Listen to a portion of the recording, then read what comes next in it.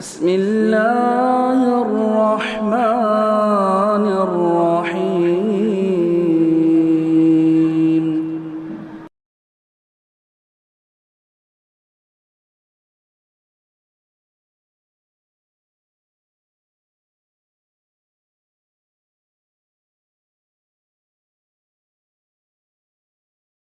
السلام علیکم ورحمۃ اللہ وبرکاتہ۔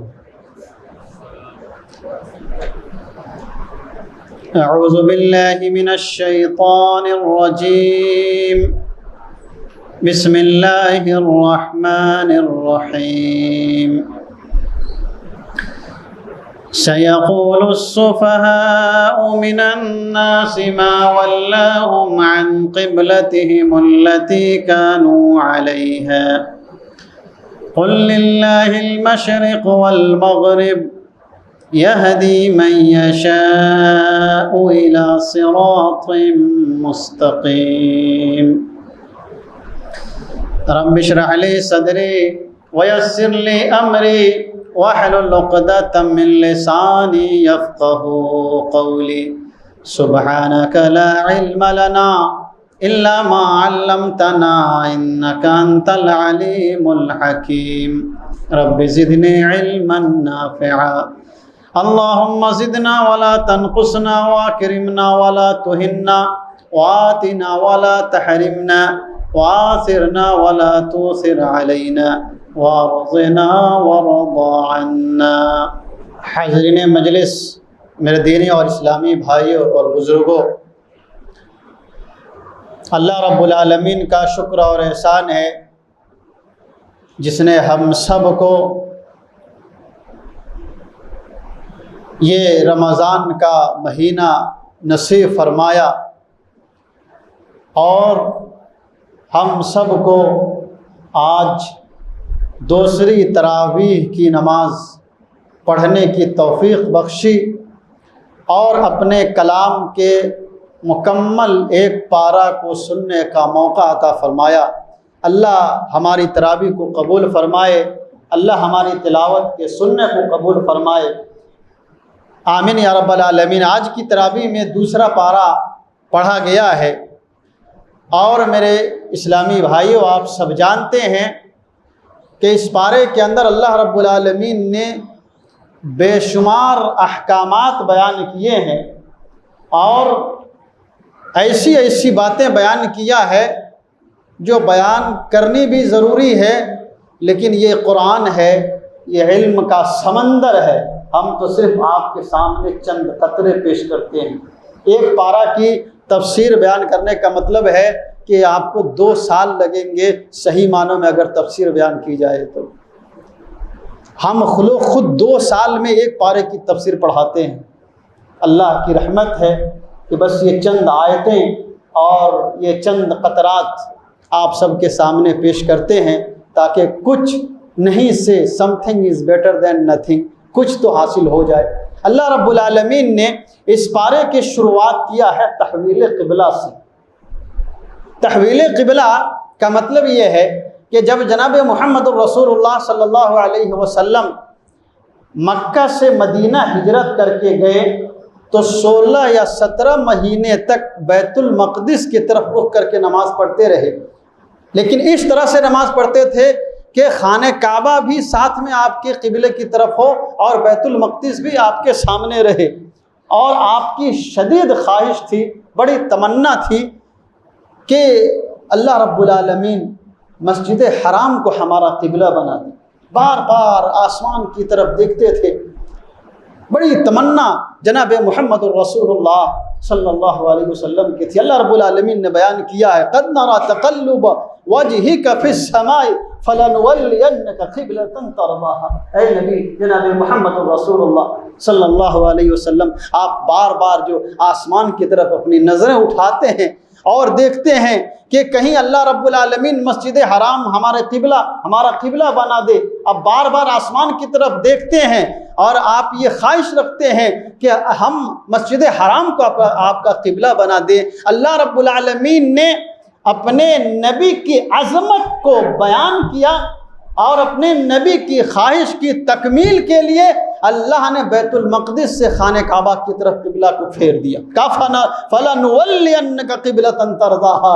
اے نبی جناب محمد رسول اللہ صلی اللہ علیہ وسلم، جائیے، آپ جو قبلہ چاہتے ہیں ہم وہی قبلہ آپ کے لیے مقرر کر دیتے ہیں. اللہ نے قبلہ جب بدلا، لوگوں کے اندر بے چینی پیدا ہو گئی، یہودیوں کے درمیان بے چینی پیدا ہو گئی. دو قسم کے لوگ تھے، ایک یہود تھے، ایک کافر تھے.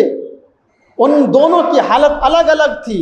یہود یہ سوچتے تھے کہ یہ اس محمد صلی اللہ علیہ وسلم کیا ہو گیا ہے، ابھی ادھر نماز پڑھ رہا تھا، ابھی ادھر نماز پڑھ رہے ہیں، لگتا ہے کہ قبلہ ان کے اوپر قبلے کا التباس ہو گیا ہے، شک ہو گیا ہے، ان کو سمجھ میں نہیں آ رہا ہے کہ ہم کس طرف رخ کر کے نماز پڑھیں. یہ کتنے بیوقوف لوگ ہیں.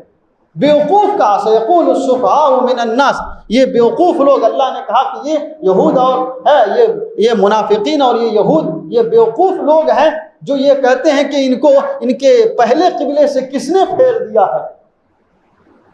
ما ولهم عن قبلتهم التي كانوا عليها. اللہ کہتا ہے قل للہ المشرق والمغرب. تو ایک یہ یہودی تھے جو یہ سوچتے تھے کہ نبی کو شک ہو گیا ہے، اور ایک کفار اور مشرکین تھے جو یہ سمجھتے تھے کہ ابھی اس نے قبلہ چینج کیا ہے، کل ہو کر کے ہمارے دین کی طرف پھر جائے گا.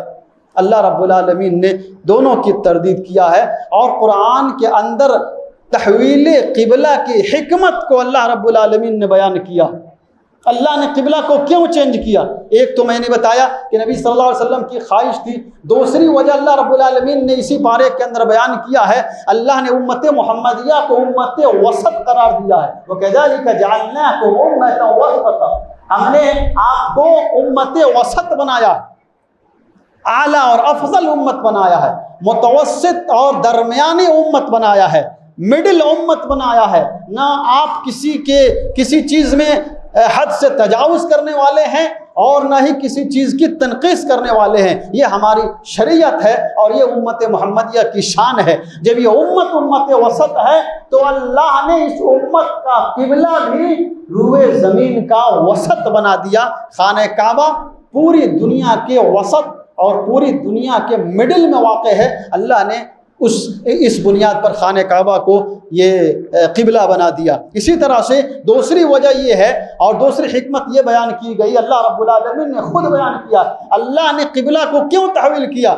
اللہ نے قبلہ کو اس لیے تحویل کیا تاکہ اللہ یہ دیکھے کہ کون ہے جو جناب محمد رسول اللہ صلی اللہ علیہ وسلم کی باتوں کو مانتا ہے، کون آپ کی اتباع کرتا ہے اور کون آپ کی راہ کو چھوڑ دیتا ہے. وَمَا جَعَلْنَا الْقِبْلَةَ الَّتِي كُنْتَ عَلَيْهَا إِلَّا لِنَعْلَمَ مَنْ يَتَّبِعُ الرَّسُولَ وَمَنْ يَنْقَلِبُ عَلَىٰ عَقِبَيْهِ. ہم یہ جاننا چاہتے ہیں کہ کون میرے نبی کی اتباع کرنا چاہتا ہے اور کون اپنے ایڑیوں کے بل پلٹ جاتا ہے. تو یہ بڑی حکمت بیان کی گئی ہے تحویل قبلہ کی میرے بھائیوں. اور اللہ نے اس پارے کے اندر 3 مرتبہ قبلہ کی تحویل کا ذکر کیا ہے. ایک مرتبہ آیت نمبر 144 144 کے اندر، ایک بار 149 140 پہ 9 کے اندر، ایک بار 150 کے اندر. 3 مرتبہ اللہ رب العالمین نے تحویل قبلہ کا ذکر کیا. کیوں؟ اہل علم نے، مفسرین نے لکھا ہے کہ اس کی کئی وجوہات ہیں. ایک وجہ تو یہ ہے کہ جو نبی صلی اللہ علیہ وسلم کو اللہ تعالیٰ تسلی دینا چاہتا اور آپ کی دلجوئی کرنا چاہتا، اس لیے اللہ رب العالمین نے یہ 3 بار اس کا ذکر کیا ہے، تحویل قبلہ کا ذکر کیا ہے. یا ہر امت کا ایک قبلہ ہوتا ہے، امت وسط امت محمدیہ کا بھی قبلہ ہونا چاہیے. یا توریت کے اندر یہ لکھا ہوا تھا کہ نبی آئے گا اس کا قبلہ بیت اللہ ہوگا، اس لیے اللہ رب العالمین نے قبلہ کی تحویل کیا. ایک وجہ یہ بیان کی جاتی ہے. دوسری وجہ یہ بیان کی جاتی ہے کہ اللہ رب العالمین نے فَوَلِّ وَجْهَكَ شَطْرَ المسجد الحرام جو پہلی مرتبہ کہا ہے وہ حرم کے اندر رہنے والے لوگوں کے لیے کہا ہے. دوسری مرتبہ کہا ہے یہ پورے جزیرے عرب کے لیے کہا ہے. اور تیسری مرتبہ جو کہا ہے یہ پوری دنیا کے لوگوں کے لیے. چاہے دنیا کے کسی بھی خطے کے اندر انسان رہتا ہو، اسے یا تو عین کعبہ کا قبلہ عین کعبہ کا استقبال کرنا ہوگا یا جہت کعبہ کا استقبال کرنا ہوگا؟ اگر آدمی کعبہ کے سامنے ہے تو اسے کعبہ سامنے ہونا چاہیے، ڈائریکٹ خانہ کعبہ کا استقبال کرے گا، اور اگر خانہ کعبہ سے دور ہو تو وہ جہت، اس کا ڈائریکشن جو ہوگا، اس کے ڈائریکشن میں اسے خانہ کعبہ کا استقبال کرنا ہوگا۔ یہیں سے ایک اعتراض کا جواب مل جاتا ہے۔ بعض لوگ کہتے ہیں، اور بعض لوگ بڑے مزاحیہ انداز میں اہل حدیثوں پر یہ اعتراض کرتے ہیں کہ اہل حدیث کی بات کرتے ہیں، حج کرنے کے لیے جاتے ہیں، جہاز پہ سوار ہوتے ہیں اور نماز کا وقت ہو جاتا ہے، جہاز اوپر ہے، خانہ کعبہ نیچے ہے، آپ خانہ کعبہ کا استقبال کیسے کر سکتے ہیں؟ کیسے کریں گے؟ اللہ تعالیٰ نے ان آیتوں کے اندر جواب دیا ہے، فَوَلِّ وَجْهَكَ شَطْرَ الْمَسْجِدِ الْحَرَامِ۔ جو بے علم ہوتے ہیں ان کو معلوم نہیں ہوتا، اللہ نے کہا ہے کہ جب آپ خانہ کعبہ سے دور ہوں، چاہے آپ اوپر ہوں، چاہے آپ نیچے ہوں، چاہے آپ سمندر کے اندر ہوں، چاہے آپ آسمان کی فضاؤں میں ہوں، آپ کو جہت کعبہ کا استقبال کرنا ہے۔ جہت کعبہ جس طرف ڈائریکشن ہے، جس طرف کعبہ ہے، کہیں سے بھی اس کا آدمی استقبال کر سکتا ہے، اور اللہ رب العالمین نے اس کا حکم دیا ہے۔ یہ وجہ ہے 3 مرتبہ اس کے ذکر کرنے کا۔ اس کے بعد اللہ تبارک و تعالیٰ نے تحویل قبلہ کے بعد اللہ نے اپنے ذکر کو ذکر کیا ہے، ذکر کو بیان کیا ہے۔ اللہ رب العالمین ارشاد فرماتا ہے، فَاذْكُرُونِي أَذْكُرْكُمْ وَاشْكُرُوا لِي وَلَا تَكْفُرُونَ۔ آپ نے آیت سنی، اللہ کہتا ہے کہ مجھے یاد کرو، میں تمہیں یاد کروں گا۔ اللہ کا ذکر، اللہ کا ذکر 2 طرح سے ہوتا ہے۔ ایک آدمی ذکر زبان سے کرتا ہے، سبحان اللہ، الحمدللہ، لا الہ الا اللہ، اللہ اکبر، چلتے پھرتے، اٹھتے بیٹھتے، دکان میں، مکان میں، کھیت میں، کھلیان میں، جہاں بھی ہو اللہ کا نام لیتا رہے، یہ اللہ کا ذکر ہے، اور اللہ رب العالمین کی وہ بہت پسند ہے۔ آدمی جب اللہ کو یاد کرتا ہے، اللہ کو بہت پسند ہے، اتنا پسند ہے کہ انسان اس دنیا میں اللہ کو یاد کرتا ہے، اور اللہ رب العالمین اس انسان کو فرشتوں میں یاد کرتا ہے۔ اتنا پیارا اذکرکم، اللہ یاد کرے گا آپ کو، اللہ آپ کو چھوڑے گا نہیں۔ آپ پریشان ہوں گے، پریشان حال ہوں گے، اللہ آپ کی پریشانی میں آپ کو چھوڑے گا نہیں، اللہ آپ کو ہمیشہ یاد رکھے گا۔ شرط یہ ہے کہ آپ اللہ کو یاد کریں۔ ایک حدیث پڑھ دیتا ہوں، حدیث سن لیجیے۔ حدیث اس طرح ہے، عن ابی ہریرہ رضی اللہ تعالی عنہ، صحیح بخاری کی روایت ہے، حدیث نمبر 7405۔ عن ابی ہریرہ رضی اللہ تعالی عنہ قال قال رسول اللہ صلی اللہ علیہ وسلم انا عند ظن عبدی بی فاذا ذکرنی فی نفسی ذکرته فی نفسی واذا ذکرنی فی ملئ ذکرته فی ملئ خیر منه واذا تقرب الی بشبر تقربت الیہ ذراعا واذا تقرب الی ذراعا تقربت الیہ باعا واذا اتانی یمشی اتیته ہرولا۔ صحیح بخاری کی روایت ہے، ابو ہریرہ رضی اللہ تعالی عنہ راوی، جناب محمد رسول اللہ صلی اللہ علیہ وسلم ارشاد فرماتے ہیں، اللہ تعالیٰ ارشاد فرماتا ہے، اذا انا عند ظن عبدی بی، میں اپنے بندے کے گمان کے پاس ہوتا ہوں، میرا بندہ میرے بارے میں اچھا گمان کرتا ہے تو میں اس کے ساتھ اچھا کرتا ہوں، اور وَإِذَا ذَكَرَنِي فِي نَفْسِهِ، جب بندہ مجھے اپنے دل میں یاد کرتا ہے، ذکرتہ فی نفسی، تو میں اسے اپنے دل میں یاد کرتا ہوں، وَإِذَا ذَكَرَنِي فِي مَلَئٍ، اگر وہ کسی جماعت میں، کسی محفل میں، کسی پروگرام میں بیٹھا ہوا مجھے یاد کرتا ہے تو میں اس سے بہتر جماعت جو میرے مقرب فرشتے ہیں، ملائے اعلیٰ ہیں، میں اس میں اس کو یاد کرتا ہوں، اس کا تذکرہ اس میں کرتا ہوں۔ میرا بندہ جب میرے ایک بالش قریب ہوتا ہے میں اسے 1 ہاتھ قریب ہوتا ہوں، اور جب وہ میرے پاس 1 ہاتھ قریب آتا ہے تو میں اسے، جب وہ میرے پاس 1 ہاتھ قریب ہوتا ہے تو میں اس کے پاس 1 گز قریب ہوتا ہوں، جب وہ میرے پاس چلتے ہوئے آتا ہے تو میں اس کے پاس دوڑتے ہوئے جاتا ہوں۔ آدمی اللہ کے پاس چلتے ہوئے آئے اور اللہ سے مدد مانگے، اللہ اس کی مدد کے لیے دوڑتا ہے، یہ اللہ کی صفت ہے۔ تو آپ اللہ کو یاد کریں گے، اللہ آپ کو یاد کرے گا۔ آپ اللہ کو بھول جائیں گے، اللہ بھی آپ کو بھول جائے گا۔ اس لیے اللہ کو یاد کیجئے، زبان سے بھی یہ ذکر ہے، اور سب سے افضل ذکر سبحان اللہ و بحمدہ و سبحان اللہ العظیم، صحیح بخاری کی روایت ہے، 7563 نمبر کی حدیث، صحیح بخاری کی سب سے افضل ذکر، اللہ کو بہت پسند ہے، یہ ذکر کیجیے، یہ زبان سے ہے۔ اور بدن سے بھی آپ ثابت کیجئے کہ آپ اللہ کو یاد کر رہے ہیں. ایسے نہیں کہ آپ خراٹے مار رہے ہیں, حی علی الصلاۃ حی علی الفلاح کی آواز آپ کے کانوں سے ٹکراتی ہے لیکن آپ نماز پڑھنے نہیں آتے. اس کا مطلب ہے کہ آپ غافل ہیں. ذکر بدن سے بھی ہوتا ہے, اسی لیے اللہ نے کہا اقیم الصلاۃ لذکری, میری یاد کے لیے نماز قائم کرو. تو اللہ کا ذکر زبان سے بھی ہونا چاہیے, بدن سے بھی ہونا چاہیے. اس کے بعد اللہ تبارک و تعالیٰ نے شکر کا فائدہ بتلایا. آپ شکر کریں گے اللہ رب العالمین اور زیادہ آپ کو نعمتیں عطا فرمائے گا. اس کے بعد اللہ تعالیٰ نے کہا یا ایھا الذین آمنوا استعینوا بالصبر والصلاۃ, اے ایمان والو تم نماز اور صبر کے ذریعے سے اللہ کی مدد طلب کرو. آدمی پریشان ہوتا ہے, پریشانیاں ہوتی ہیں, تکلیفیں ہوتی ہیں, مصیبتیں آتی ہیں, آدمی کو گھبرانا نہیں چاہیے. مومن پریشانیوں سے گھبراتا نہیں ہے. مومن آزمائشوں, کافر آزمائشوں میں, مصیبتوں میں بکھر جاتا ہے, اور مومن آزمائشوں میں اور مصیبتوں میں نکھر جاتا ہے. اسی لیے آدمی کو پریشان نہیں ہونا چاہیے. جب آپ پریشان ہوں آپ بھاگتے ہوئے اللہ کے دربار میں آئے. جناب محمد رسول اللہ صلی اللہ علیہ وسلم بھی پریشان ہوتے, جب بہت پریشان ہوتے بادر الی الصلاۃ, آپ نماز کی طرف بھاگتے تھے. تو اس لیے نماز, جب پریشانی ہو تو آپ نماز پڑھیے, اللہ سے دعا کیجئے اور صبر کیجئے. اللہ رب العالمین صبر کا پھل بڑا میٹھا دیتا ہے, بہت اچھا دیتا ہے. اور اللہ آزماتا بھی اسی لیے ہے. اللہ جس سے محبت کرتا ہے اسے ہی آزماتا ہے, اور اللہ یہی دیکھنا چاہتا ہے کہ میرا بندہ صبر کتنا کرتا ہے.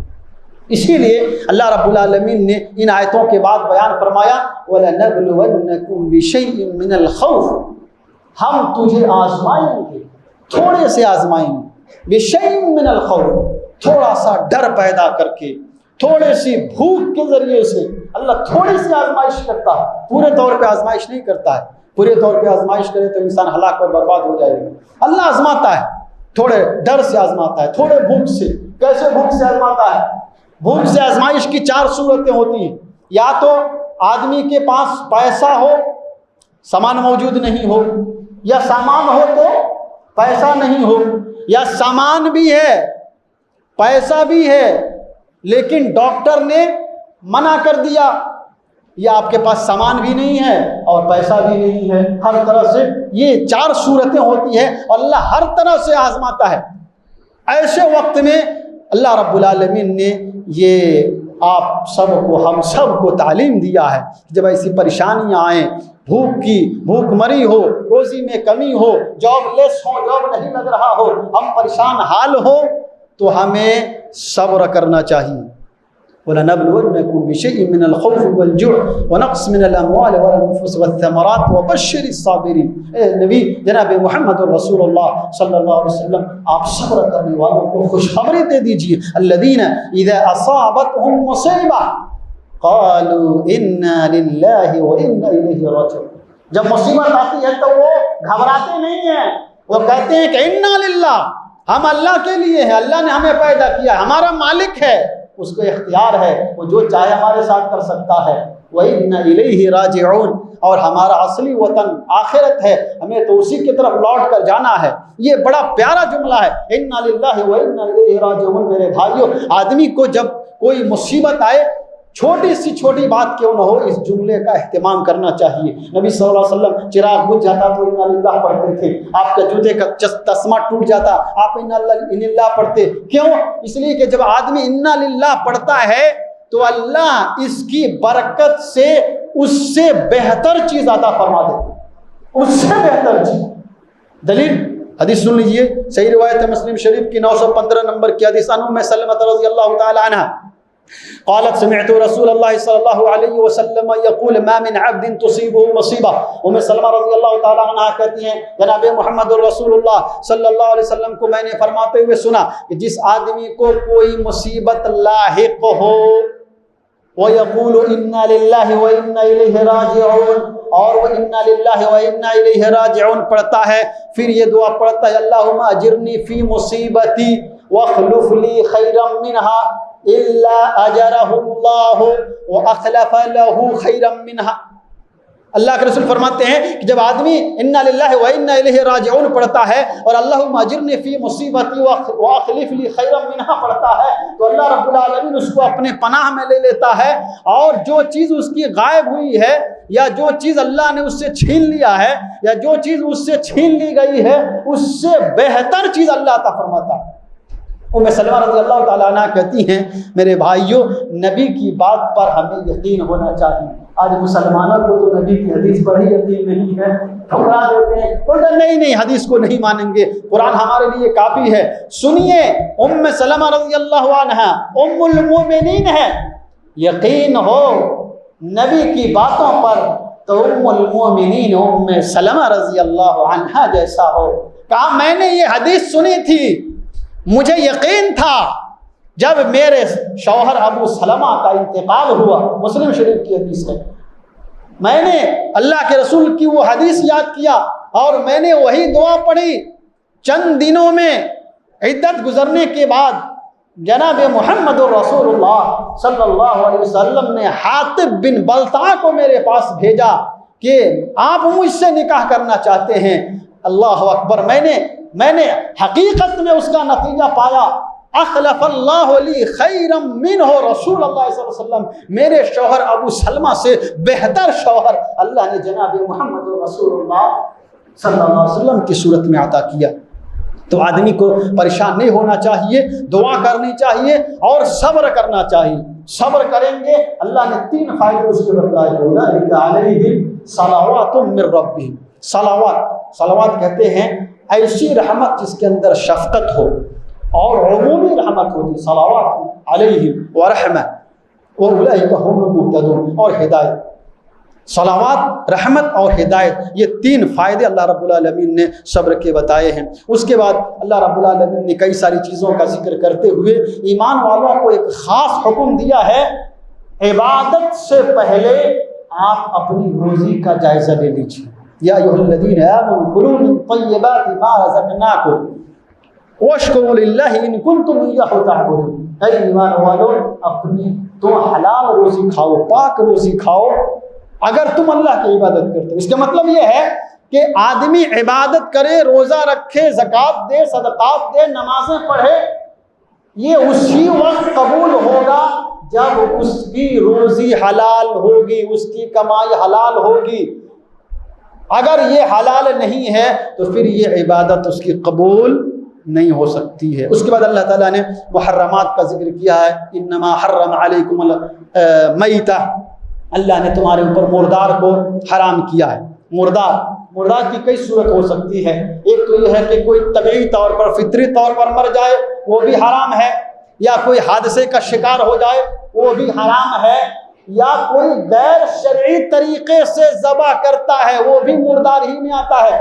مثال کے طور پر کوئی بغیر بسم اللہ کہے ہوئے ذبح کر دے، یا کوئی غیر اللہ کے نام پر ذبح کر دے، یا کوئی جھٹکے سے ذبح کر دے، جیسے آج کل مشینوں کے ذریعے سے فوراً کاٹ دیا جاتا ہے، مشینوں کے ذریعے سے جانور کو قتل کر دیا جاتا ہے، کاٹ دیا جاتا ہے، اس کا گوشت بیچا جاتا ہے، یہ بھی مردار میں ہے۔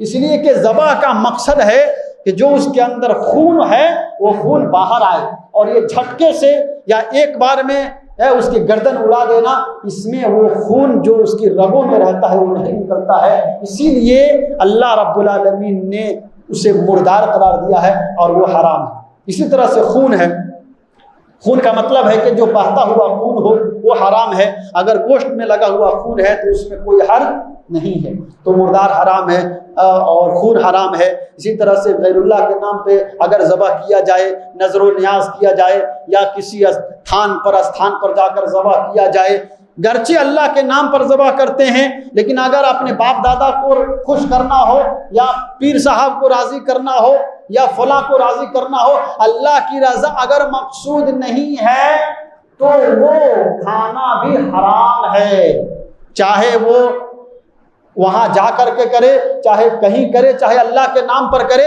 اگر جانور ذبح کرنے کا مقصد اللہ کو راضی کرنا نہ ہو تو اس کا کھانا جائز نہیں ہے۔ اس کے بعد اللہ تبارک و تعالیٰ نے نیکی کے بہت سارے راستوں کو بیان کیا ہے تقریباً 10-12 راستوں کو بیان کیا ہے، آدمی کو ان راستوں کو اختیار کرنا چاہیے۔ مثال کے طور پہ اللہ رب العالمین نے کہا ہے کہ اصل نیکی یہ ہے کہ آپ اللہ پر ایمان لائیں، آخرت پر ایمان لائیں، نبیوں پر ایمان لائیں، کتابوں پر ایمان لائیں، آپ اپنے مال کو اپنے رشتہ داروں میں خرچ کریں۔ بہت سے لوگ ہیں جو اپنے رشتہ داروں سے کٹے رہتے ہیں، ان کے رشتہ دار ضرورت مند ہیں اور وہ پریشان حال ہوتے ہیں، انہیں ان کی فکر نہیں ہوتی ہے۔ میرے بھائیوں، اگر آپ اپنے رشتہ داروں کا خیال کرتے ہیں، اللہ آپ کو ڈبل اجر دے گا، ڈبل اجر۔ سلطان اللہ کے رسول فرماتے ہیں القرابۃ والصدقہ، اگر کوئی آدمی اپنے رشتہ دار کے ساتھ صلہ رحمی کرتا اور ان کے اوپر خرچ کرتا ہے تو اللہ اسے ڈبل اجر دیتا ہے، ایک رشتہ جوڑنے کا اور دوسرا صدقہ کا۔ تو رشتہ داروں کے اوپر خرچ کرنا چاہیے۔ یتیم ہے، یتیموں کا خیال کرنا، اللہ کے نبی صلی اللہ علیہ وسلم نے یتیموں کے خیال کرنے والے کو جنت میں جانے کا ذریعہ بتلایا ہے، اور یتیموں کا خیال کرنے والا جنتی ہوگا، نبی صلی اللہ علیہ وسلم کے ساتھ ہوگا۔ یتیموں کا خیال کرنا چاہیے، مسکینوں کا خیال کرنا چاہیے۔ رمضان کا مہینہ ہے، آپ دیکھیے معاشرے کے اندر جو یتیم ہیں، مسکین ہیں، جو بیوائے ہیں، جو نہیں اپنی زبان نہیں کھولتے ہیں، ایسے لوگوں کو تلاش کیجیے۔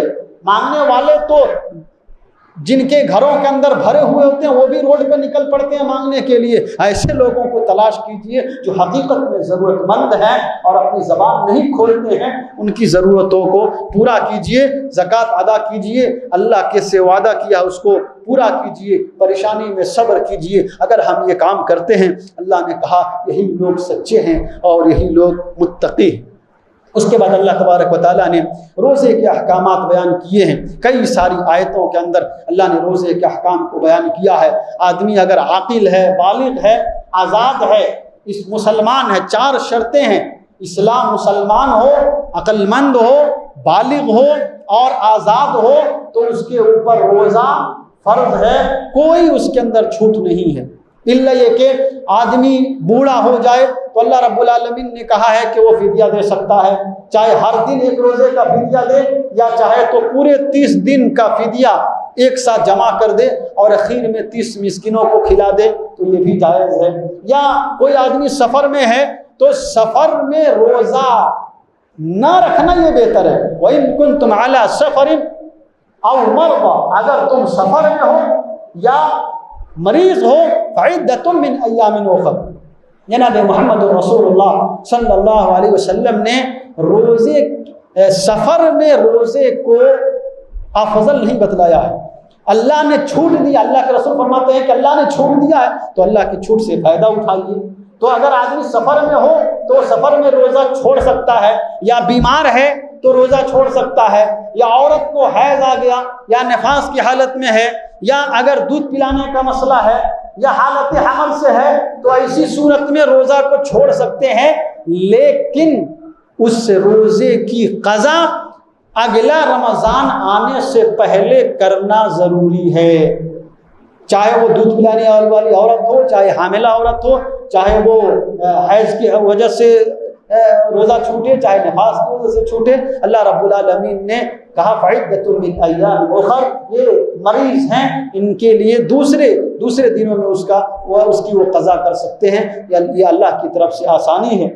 اسی طرح سے روزے کے احکام کے بیچ میں اللہ نے دعا کا ذکر کیا، وَإِذَا سَأَلَكَ عِبَادِي عَنِّي فَإِنِّي قَرِيبٌ، میرے بندے میرے بارے میں پوچھتے ہیں، اے نبی صلی اللہ علیہ وسلم کہہ دیجئے کہ میں بہت قریب ہوں۔ اس کا مطلب یہ ہے کہ آدمی کو روزے میں، رمضان میں زیادہ سے زیادہ دعاؤں کا اہتمام کرنا چاہیے، خوب دعائیں کیجیے، خاص طور سے افطاری کے وقت اللہ کے نبی فرماتے ہیں افطاری کے وقت آدمی جب دعا کرتا ہے تو اللہ رب العالمین اس دعا کو رد نہیں کرتا، کیونکہ اللہ دیکھتا ہے کہ میرا بندہ ہے، دیکھیے سامنے فروٹس پڑے ہوئے ہیں، سامنے ٹھنڈا پانی پڑا ہوا ہے، لیکن وہ اللہ کے ڈر سے اسے چھوتا نہیں ہے، یہ ادا اللہ کو بہت پسند آتی ہے۔ اس لیے آدمی کو رمضان میں خوب دعاؤں کا اہتمام کرنا چاہیے۔ اس کے بعد اللہ رب العالمین نے رمضان کی راتوں میں بیوی کو لباس بتلایا ہے، بیوی سے آدمی مل سکتا ہے، رمضان کی راتوں میں اللہ نے اس کو جائز قرار دیا ہے، لیکن اگر اعتکاف کی حالت میں ہو تو اعتکاف کی حالت میں بیوی سے حق زوجیت اس کا ادا نہیں کر سکتے ہیں، اپنی خواہش کی تکمیل نہیں کر سکتے ہیں۔ اگر کوئی کرتا ہے تو اس کا اعتکاف باطل ہو جائے گا۔ اور بھی کئی سارے مسائل اللہ نے بیان کیے ہیں۔ اس کے بعد اللہ رب العالمین نے حج کے مسائل کو بیان کیے ہیں۔ اللہ نے آپ کو توفیق دیا ہے، آپ کو طاقت دیا ہے تو حج کرنے جائیے۔ اور حج کا ایک دم آسان طریقہ ایک آپ کو بتلا دیتا ہوں، آپ اگر اس طریقے کو ذہن میں رکھ لیں گے تو حج کرنا ایک دم آسان ہے۔ حج صرف 5 دنوں کا ہوتا ہے، only 5 days۔ 8 ذی الحجہ کو مکہ سے نکلتے ہیں، ایام یا اس کو جو اشہر حج ہیں شوال، ذوالقعدہ اور ذی الحجہ، ذی الحجہ کی 8ویں تاریخ کو مکہ سے احرام باندھا جاتا ہے۔ احرام باندھیے اور مینا چلے جائیے 8ویں ذی الحجہ کو، وہاں جا کر کے ظہر، عصر، مغرب، عشاء، فجر، یہ 5 نمازیں مینا میں ادا کرنا ہے۔ 8 ذی الحجہ کو گئے ظہر کے وقت، ظہر، عصر، مغرب، عشاء، فجر 5 نمازیں ادا کیا۔ فجر کے وقت 9ویں ذی الحجہ ہو گیا۔ 9ویں ذی الحجہ کو سیدھے عرفات کی طرف نکل جانا۔ عرفات میں ظہر اور عصر کی جماعت ایک ساتھ جمع کے ساتھ اور قصر پڑھنا، اور مغرب تک عرفہ کے میدان میں رہنا۔ منا سے 9ویں ذی الحجہ کو عرفہ گئے، دن بھر وہاں رہے، سورج ڈوب گیا، مغرب کا وقت ہو گیا لیکن مغرب کی نماز وہاں نہیں پڑھیں گے۔ مغرب کے بعد عرفہ سے مزدلفہ واپس آئیں گے، مزدلفہ بیچ میں پڑتا ہے، منا سے سیدھے عرفہ، عرفہ سے پھر مزدلفہ آئے، عشاء اور مغرب کو ایک ساتھ جمع کر کے پڑھیں، پھر فجر کی نماز وہیں مزدلفہ میں پڑھیں، فجر کی نماز کے بعد وہی مزدلفہ میں مشعر حرام ہے، المشعر الحرام لکھا ہوا ہے، اللہ نے اس کا ذکر کیا ہے، فاذکروا اللہ عند المشعر الحرام، مشعر حرام کے پاس جا کر کے خوب اللہ کا ذکر کیجئے، اور پھر وہاں سے مینا جائیے۔ مینا جا کر کے 4 کام کرنا ہے، 10ویں ذی الحجہ ہو جاتا ہے۔ ایک رمی جمار، پتھر مارنا، حلق یا تقصیر کرنا ہے، ذبح کرنا ہے، اور چوتھا کام ہے طواف افاضہ۔ آپ وہاں سے مکہ چلے جائیے، طواف کر لیجئے، سعی کر لیجئے اگر متمتع ہیں تو، اور پھر مینا آ جائیے 10ویں ذی الحجہ کو ہی واپس۔ 11 اور 12 رہیے، 12 کے بعد رہنا ہے تو رہ سکتے ہیں، اور 12 کے بعد جانا ہے تو جا سکتے ہیں۔ تو یہ 8، 9، 10، 11، 12 یہی 5 دن ہیں حج کے، اور 5 دنوں میں ہمارا حج مکمل ہو جاتا ہے۔ اللہ نے طاقت دی ہے تو جائیے۔ اللہ نے کہا کہ حج کرنے جائیے، اللہ گناہوں کو مٹاتا ہے۔ بے شمار دلیلیں ہیں قرآن کی، وقت نہیں ہے کہ ان دلیلوں کو پیش کیا جائے۔ اس کے بعد اللہ تبارک و تعالیٰ نے ایک بڑی پیاری بات بتلائی ہے، اور ایک بیماری کہیے جو مسلم معاشرے کے اندر آج کل چل پڑی ہے، اور دینی تعلیم نہ ہونے کی وجہ سے ایک بہت بڑی برائی ہمارے معاشرے کے اندر آئی ہے کہ ہمارے بچے اور بچیاں غیر مسلموں کے ساتھ اپنے رشتے ازدواج بنا لیتے ہیں، ان سے شادی کر لیتے ہیں۔ یہ دینی تربیت نہ ہونے کا نتیجہ ہے۔ اللہ رب العالمین نے دیکھیے 2 بات ہے، اگر کوئی غیر مسلمان لڑکی سے شادی کرے، یا کوئی مسلمان لڑکا غیر مسلم سے شادی کرے، 2 وجہ سے یہ حرام ہے۔ ایک تو اللہ رب العالمین نے کہا یا ایھا الذین آمنوا ولا تنکحوا المشرکات حتی یؤمنن، مشرکہ عورتوں سے شادی مت کرو چاہے وہ کتنی خوبصورت کیوں نہ ہو۔ اور اگر عورتوں کو کہا ولا تنکحوا المشرکین، مشرکین مردوں سے شادی مت کرو چاہے وہ کتنا خوبصورت کیوں نہ ہو۔ نہ مشرک عورت سے شادی کر سکتے، نہ مشرک مرد سے شادی کر سکتے چاہے وہ خوبصورت کیوں نہ ہو۔ اللہ رب العالمین نے منع کیا اس لیے کہ شرک کی حالت میں ہے۔ اور دوسرا یہ کہ اس کے اندر ولایت نہیں ہوتی ہے، ولی کی رضامندی نہیں ہوتی ہے۔ اور جناب محمد رسول اللہ صلی اللہ علیہ وسلم فرماتے ہیں ایھما امرأۃ نکحت بغیر اذن ولیھا فنکاحها باطل باطل باطل۔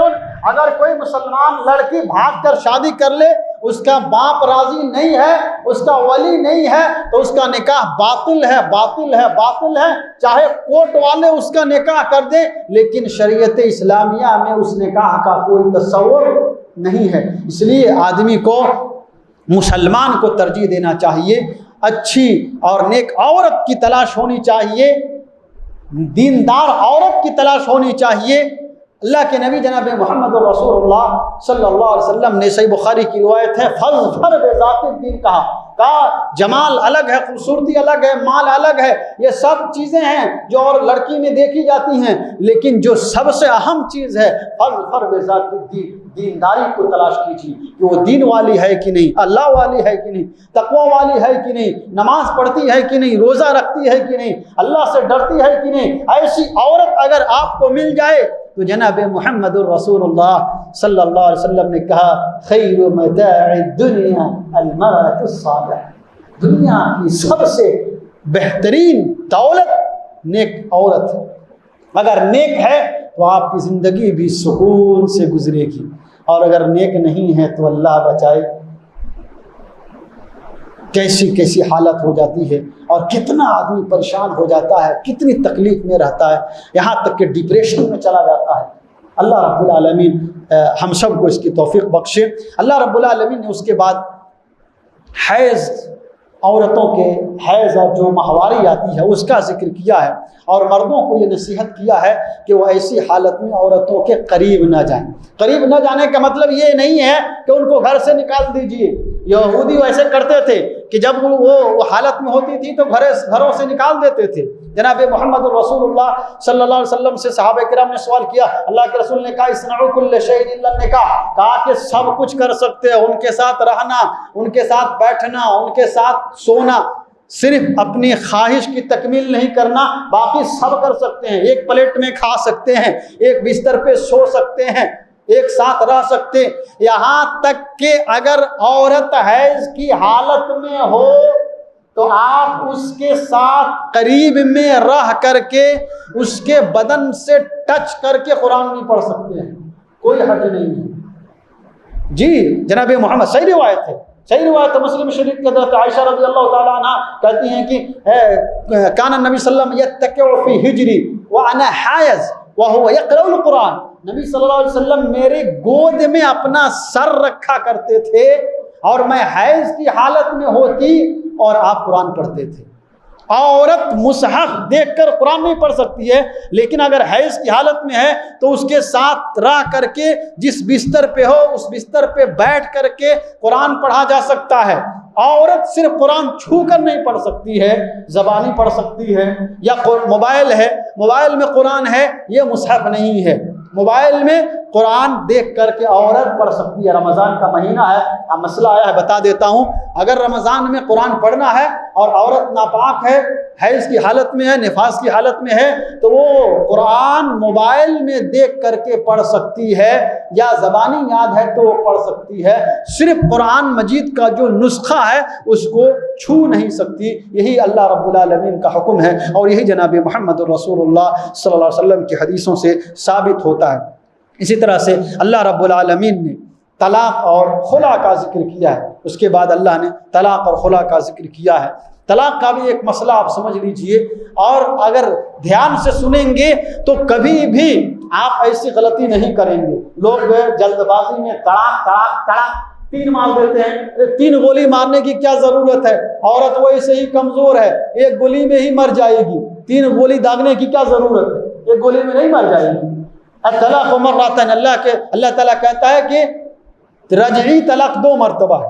رجعی طلاق کا مطلب یہ ہے کہ آپ نے ایک طلاق دیا اور اس کو عدت گزارنے کے لیے چھوڑ دیا۔ عدت گزارنے کی مدت کتنی ہے؟ 3 مہینے۔ اس کے مطلب ہے کہ 3 مہینہ آپ کے پاس ٹائم ہے سوچنے اور بچارنے کا، اور وہ بھی اپنے گھر میں رکھنا ہے اس کو۔ 3 مہینے کی مدت میں اگر آپ اس کو واپس کر لیتے ہیں، رجوع کر لیتے ہیں، چاہے زبان سے ہو کہ تم ہماری بیوی ہو واپس ہو جاؤ، یا پھر اس سے مل لیتے ہیں، وہ آپ کی بیوی ہو گئی، یہ ایک طلاق۔ اگر آپ نے واپس نہیں کیا اور 3 مہینہ گزر گیا، وہیں سے طلاق ہو گئی۔